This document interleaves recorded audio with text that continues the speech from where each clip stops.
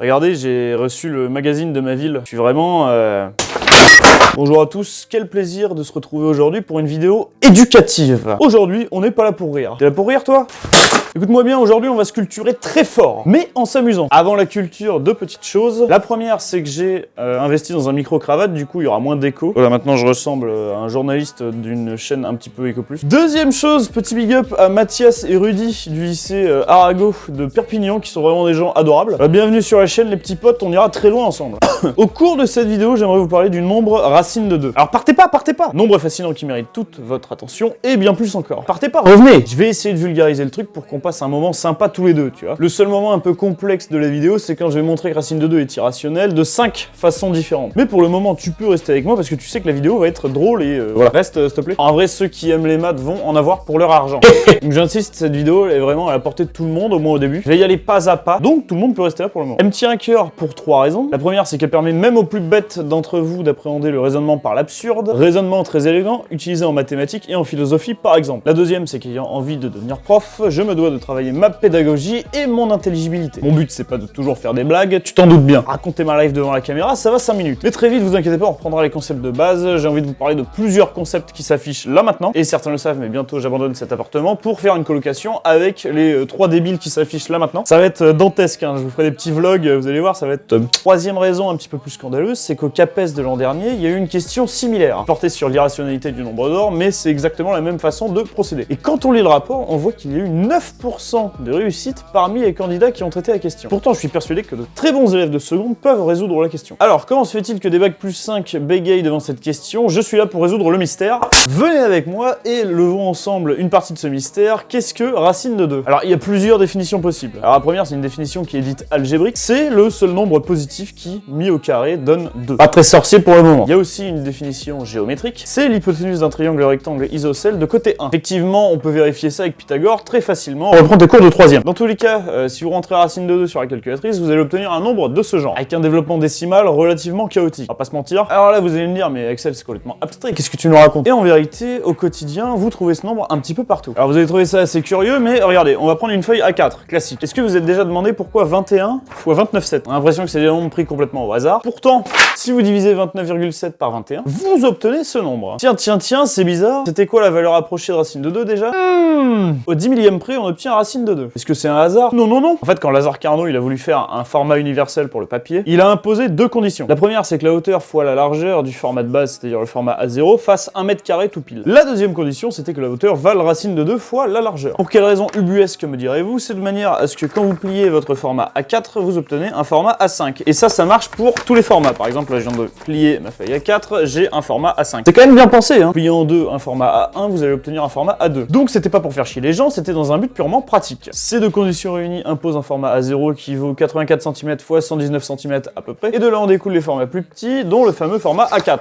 Autre endroit où on peut le trouver, je sais qu'il y a des musiciens qui écoutent mes vidéos. Je présume que vous savez qu'une gamme est divisée en 12 demi-tons de rapport de fréquence égaux. Vous savez également qu'entre 2 notes similaires, on double la fréquence. En termes plus musicaux, je crois qu'on dit le rapport de fréquence entre 2 notes extrêmes de l'octave et 2. Exemple, si vous prenez 2 Do séparés d'une gamme, la fréquence du second sera 2 fois plus grande que la fréquence du premier. Là, vous n'avez pas besoin d'être musicien pour voir ça, parce que ceux qui sont en spé physique au lycée, je pense qu'ils voient ça aussi. Du coup, si vous prenez ce qu'on appelle la carte augmentée, c'est-à-dire que vous allez du Do au Fa dièse, vous allez obtenir un rapport très intéressant. En effet, la fréquence du Fa dièse divisée par la fréquence du Do nous donne, quand on regarde au millième près, racine de 2. Sans doute, le hasard. L'explication rapide, c'est que si vous prenez 6 des 12 demi-tons, vous allez obtenir un rapport de 2 puissance 6 sur 12, donc 2 puissance 1 demi, et faire puissance 1 demi, c'est exactement faire la racine carrée. De manière similaire, faire la puissance 1 tiers, c'est la racine cubique. Ouais, je vous apprends des choses, c'est gratuit. Dernier exemple, là, je m'adresse aux photographes. Selon la luminosité, vous avez déjà dû régler l'ouverture du diaphragme, je présume. Et vous avez dû constater qu'il n'y a aucun putain de sens quant au nombre qu'on trouve sur la putain de molette de réglage. Et pourtant, il y en a une. Passer d'un nombre à l'autre revient à multiplier par racine de 2.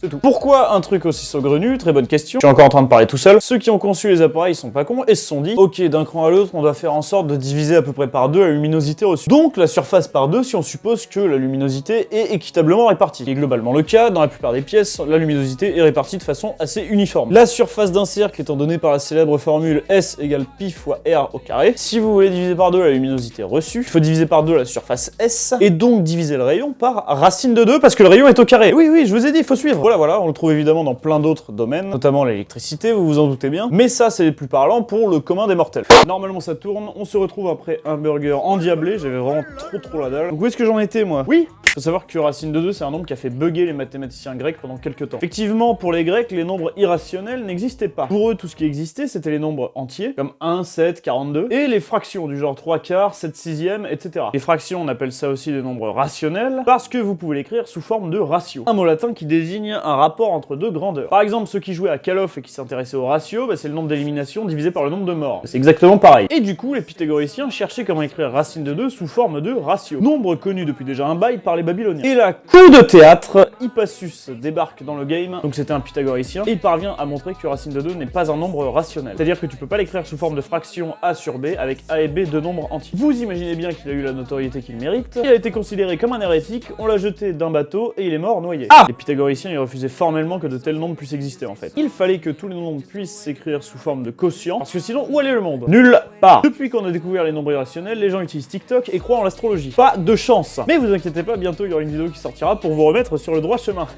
Pour démontrer cela, Hippasus a procédé à un raisonnement par l'absurde. J'en ai parlé en début de vidéo, il faut suivre. Le raisonnement par l'absurde, aussi appelé apagogie, c'est une forme de raisonnement par lequel on démontre la validité d'un prédicat en démontrant que l'inverse est impossible. Voyons ensemble deux exemples, vous avez envie de voir des exemples? Je veux prouver que j'ai pas fait l'amour avec la voisine chez moi cette semaine.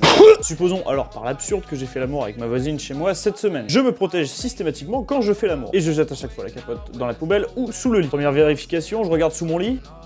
Y'a pas de capote. Donc, nécessairement, si j'ai fait l'amour, la capote est encore dans la poubelle. J'ai pas sorti la poubelle. Donc, je regarde dans la poubelle. Or, ce qui se passe, c'est que j'ouvre la poubelle et je constate avec stupeur qu'il n'y a pas de capote. Contradiction, j'ai dit que je me protégeais à chaque rapport. Et comme une capote ne se désintègre pas, cela signifie que je n'ai pas fait l'amour avec ma voisine chez moi cette semaine. Pour ce qui est de la semaine dernière, autre exemple de la vie de tous les jours, les alibis. C'est pas moi qui l'ai tué, j'étais pas là. Supposons que c'est moi qui l'ai tué, mais j'étais pas là, c'est complètement con. J'ai peut-être commandité le meurtre, c'est peut-être plus compliqué que ça. Bon, vous vous en doutez bien, ce raisonnement très puissant est surtout utilisé en mathématiques. Par exemple, pour montrer qu'il existe une infinité de nombres premiers. Pour rappel, un nombre premier, c'est un nombre qui admet seulement deux diviseurs distincts, 1 et lui-même. Exemple, 7 est premier, mais 15 n'est pas un nombre premier puisque c'est 3 fois 5. Donc il est divisible par 3 et 5 également. En revanche, 3 et 5 sont des nombres premiers. Donc 3 fois 5, on peut dire que c'est la décomposition en facteur premier de 15. Voilà, je vous noie dans le vocabulaire, mais croyez-moi sur parole. Pour montrer qu'il existe une infinité de nombres premiers, on suppose par l'absurde qu'il en existe qu'un nombre fini. On suppose qu'il y en a n et qu'on peut en faire une liste. Cette liste-là, donc P1, P2 jusqu'à Pn, on se dit qu'elle est complète,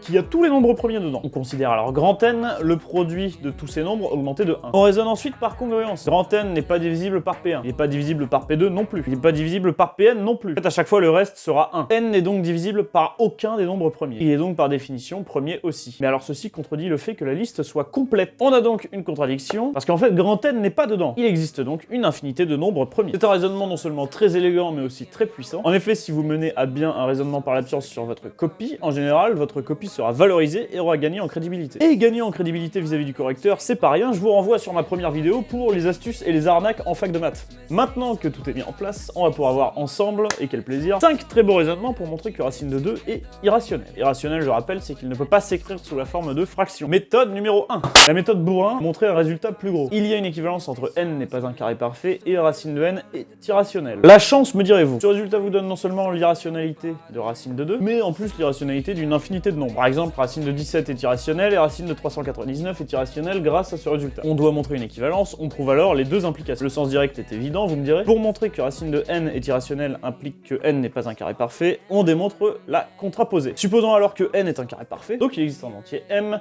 tel que m carré est égal à n. Et alors racine de n c'est égal à racine de m carré, donc égal à m, et m est un entier, donc évidemment un rationnel, puisque ça vaut m sur 1. Je dis pas des choses très transcendantes là. On a donc montré que n est un carré parfait implique que racine de n est rationnelle, donc la contraposée racine de n est irrationnelle implique que n n'est pas un carré parfait, et démontré également. Ceux qui sont en prépa et qui ont des problèmes avec les relations de logique, je vous conseille de revoir la contraposition. Raisonnement très puissant, me direz-vous. Le sens réciproque mérite un tout petit peu plus d'attention, mais c'est pas sorcier. On a par hypothèse que n n'est pas un carré parfait. Supposons par l'absurde alors que racine de n est rationnelle. C'est-à-dire qu'il existe a et b tel que racine de n est égale à a sur b. Et c'est évidemment une fraction irréductible, c'est-à-dire que le plus grand diviseur commun vaut 1. On suppose que la décomposition en facteur premier de a, c'est le produit des a1 jusqu'à ap, et que la décomposition en facteur premier de b et le produit des B1 jusqu'à BQ. Donc on a n est égal à a carré sur b carré, et est égal au produit des A1 jusqu'à AP au carré, sur le produit des B1 jusqu'au BQ au carré. Or, A et B n'ont pas de facteur commun, en dehors de 1. Ça vient du fait que le PGCD de A et B vaut 1, et n est un entier. Et comme n est un entier, cela impose B égale 1, donc n est égal à a carré, qui veut dire que n est un carré parfait.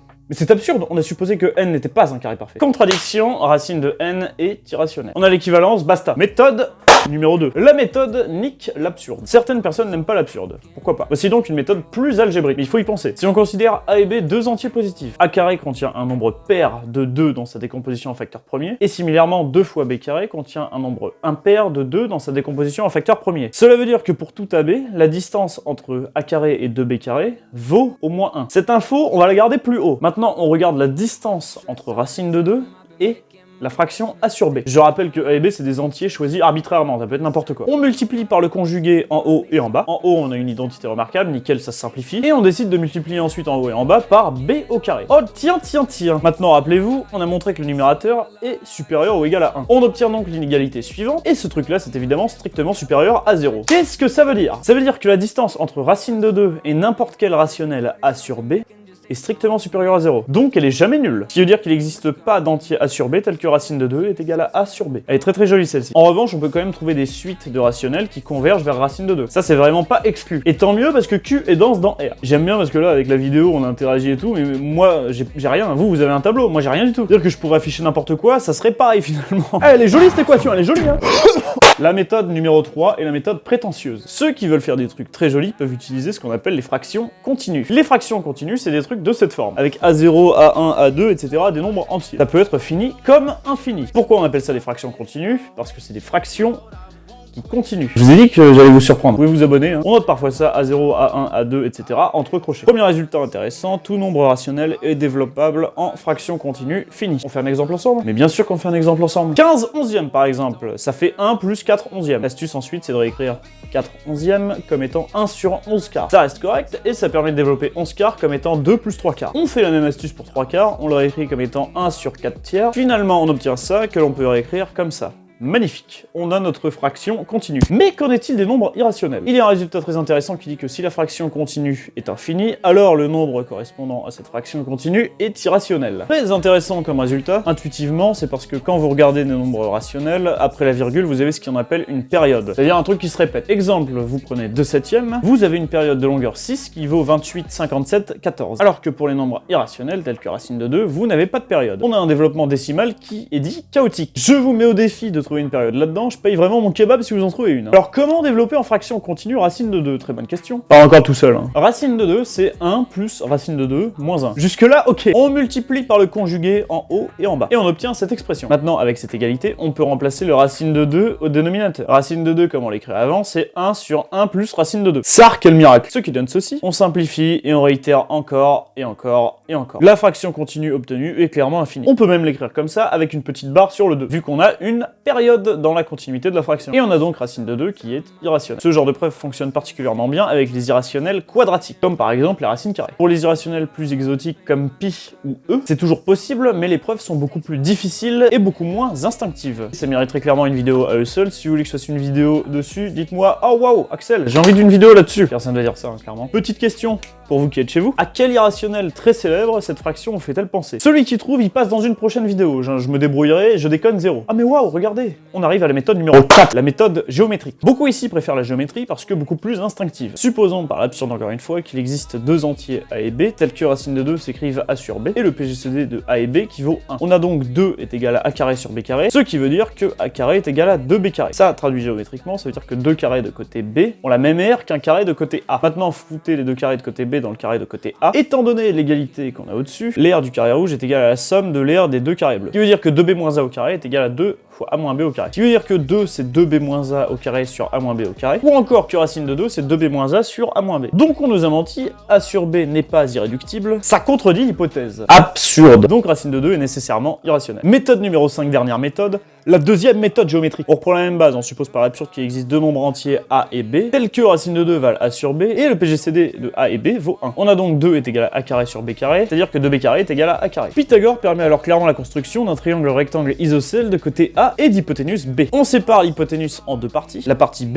et la partie a-b. On crée ensuite le triangle rectangle isocèle de côté a-b. Là, on a une bisectrice, donc ça vaut aussi a-b sur l'autre côté. On en déduit alors que l'hypoténuse du plus petit triangle vaut 2b-a. Ce qui veut dire, d'après Pythagore, que 2b-a au carré est égal à 2 fois a-b carré. C'est-à-dire que, encore une fois, racine de 2 est égal à 2b-a sur a-b. Donc on nous a encore menti, a sur b n'est clairement pas irréductible, ça contredit l'hypothèse absurde. Donc racine de 2 est irrationnelle. Encore une fois. Voilà, on arrive en fin de vidéo, j'espère que vous en sortez enrichi, ou que ça vous a rappelé quelques souvenirs, bande de petits margoulins. La prochaine vidéo ne sera pas éducative, comme j'ai dit en début de vidéo. Il y aura peut-être une petite vidéo qui aura aucun sens qui sortira également. Quand je dis petite vidéo, ce sera 20 secondes. De quoi tenir sur TikTok. Encore une fois, n'hésitez pas à me donner votre avis en commentaire. Les derniers commentaires que j'ai reçus, ça m'a fait extrêmement chaud au cœur. Et n'hésitez pas non plus à me faire des suggestions, parce qu'à un moment, je vais commencer à manquer d'idées. Pour le moment, j'en ai encore, mais je les note toutes sur un petit bloc-notes, et ça me fait plaisir. Récemment, j'ai eu un petit commentaire qui me disait que ce serait bien que je parle du CAPES et de tout ce qui est autour de la fac. Effectivement, une vidéo complémentaire ne serait pas de refus, mais j'attends quand même les résultats du CAPES et de passer les oraux pour vous donner mon avis clair, concis dessus. Quoi qu'il en soit, je lis absolument tout le monde. On est de plus en plus nombreux, je comprends pas comment il y a 175 personnes qui me suivent. Je comprends pas non plus comment je peux avoir autant de vues sur mes vidéos, mais tant mieux. Je vous aime fort, n'hésitez pas à vous abonner, portez-vous bien